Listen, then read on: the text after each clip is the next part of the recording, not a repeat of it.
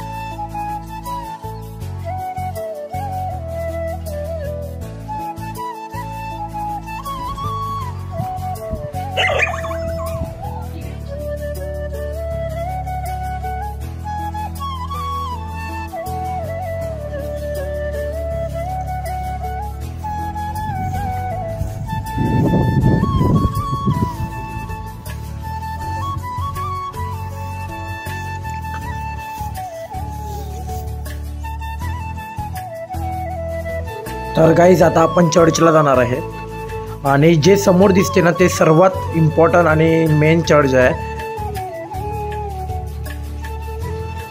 इथे जर यायचं असेल तर 5च्या पहिलं यावं लागेल, कारण की 5 वाजता शार्प गेट बंद होतो.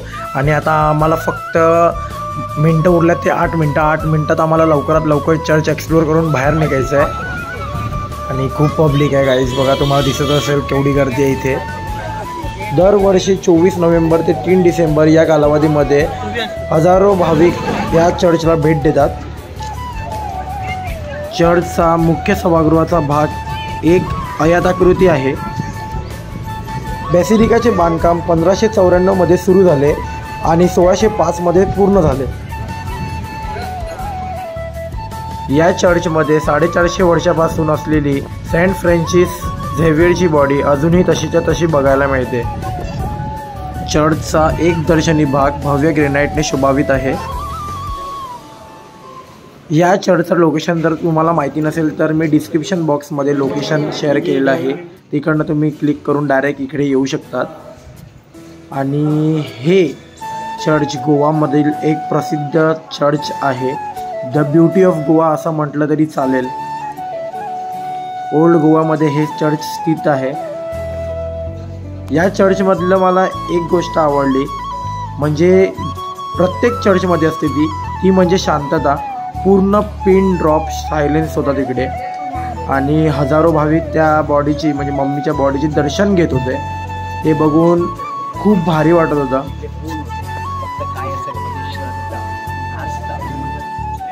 बॉडी बाहेर काढून रस्त्याच्या पलीकडे चर्चमध्ये घेऊन जातात कॅथेड्रलमध्ये लोकांना दर्शनासाठी.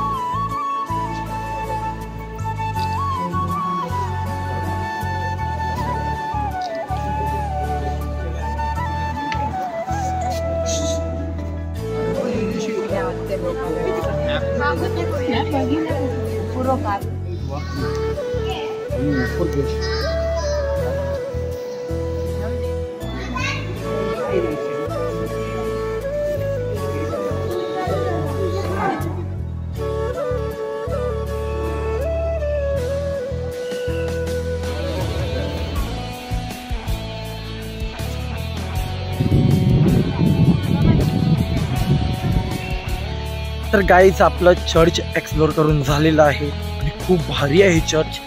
पिन ड्रॉप सायलेन्स असतो तिथे. आणि आम्ही गाईड नाही घेतला कारण की आम्हाला पुढचं ठिकाण बघायचं आहे लवकरात लवकर.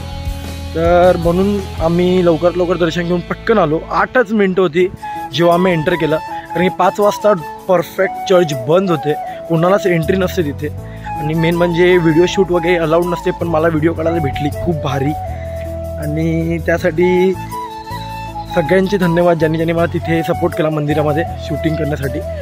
तर काहीच आता व्लॉग एंड करण्याचा वेळ झालेली आहे आणि पुढच्या ठिकाणाला आम्ही जाणार आहेत. तर आपल्या चॅनलला जर कोणी नवीन असेल तर प्लीज चॅनलला सबस्क्राईब करायला विसरू नका आणि बाजूच्या बेल आयकॉनवरही क्लिक करा, म्हणजे येणाऱ्या नवीन व्हिडिओची न्यू नोटिफिकेशन तुमच्यापर्यंत लवकरात लवकर येईल. तर भेटू पुढच्या ब्लॉगमध्ये, तिथपर्यंत बाय बाय.